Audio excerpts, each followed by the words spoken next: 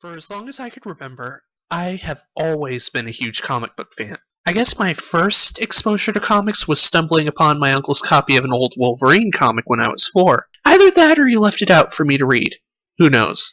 I have always been a fan of heroes such as Batman, Superman, and Captain America. However, if you were to ask me who my favorite DC and Marvel superheroes are, I would say that for Marvel, it's Peter Parker, aka Spider-Man, and for DC, it is Dick Grayson, aka Nightwing. However, for the sake of this review, I will be focusing on the latter. I will get back to Spider-Man in June. Hint, hint.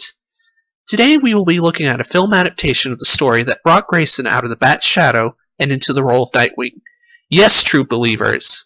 Today we will be looking at Teen Titans, the Judas Contract.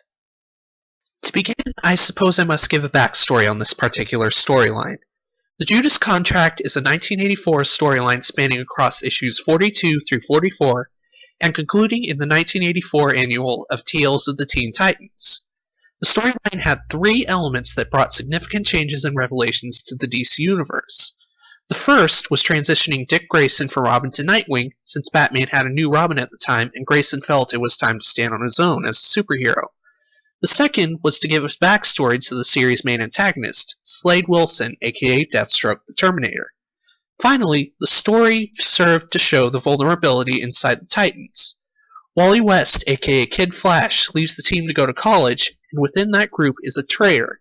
This new adaptation of the storyline follows the same basic premise, but unfortunately, it's not as faithful as I have hoped. I think this is due to the movie taking place in the same universe as every DC animated film since Justice League War. I seriously think this film should have been standalone, like certain Batman films such as Year One and The Killing Joke. Characters such as Damian Wayne and Jaime Reyes should not even have been in this film, as they serve little purpose in the story, aside from the brief moments of character development from the latter.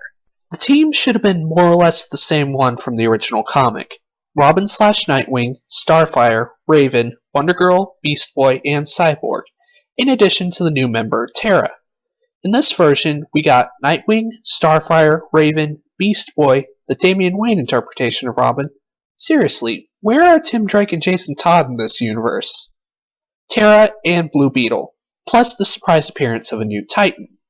The plot, while retaining many elements of the original story, has many significant changes to it to incorporate it into the new animated universe. However, these changes are welcomed with open arms as they put a new twist on the tale. Except for one, of course. The beginning was about as necessary as the opening of The Killing Joke's film adaptation. The opening sequence was totally irrelevant to the story aside from explaining how Starfire joined the Titans. I would have actually loved to see more flashbacks, such as how Dick became Nightwing and stopped being Robin. Had they put more in, the opening sequence would have had much more context to the story. I can understand why it's centered around Starfire, as a major portion of the film focused on her relationship with Nightwing. Speaking of relationships, I am happy that the relationship between Beast Boy and Tara was kept mostly accurate to the source material. Their relationship was an integral part of the original story, as it was an important part of Tara's development as a character. Thankfully, the other relationship Tara was involved in was very much less creepy than its comic counterpart. All I can say is that if you read the comic, you may also be disgusted by that romance. Tara is not like her well-known counterpart in the 2003 cartoon at all. She is a ruthless monster, doing what she can to get what she desires. Unfortunately, it is this mindset that becomes her Achilles heel. While I was not particularly fond of her in the original story, I feel her film and television counterparts to be much better interpretations. Matter of fact, in the former, Christina Ricci, her voice actor, nailed it with an extremely comic-accurate portrayal, plus making her a lot more likable. However, while the voice acting is top-notch for every character in this film, where it truly shines is in the visuals. In the aesthetic department, the characters are well animated and very well designed, something I've come to enjoy from all of DC's animated films. However, like many films since Justice League War, the animation style can be considered a cross between Young Justice and Avatar: The Last Airbender. The characters have a bit of an anime-esque movement to them, which is perfect for fluid action sequences as well as realistic animation.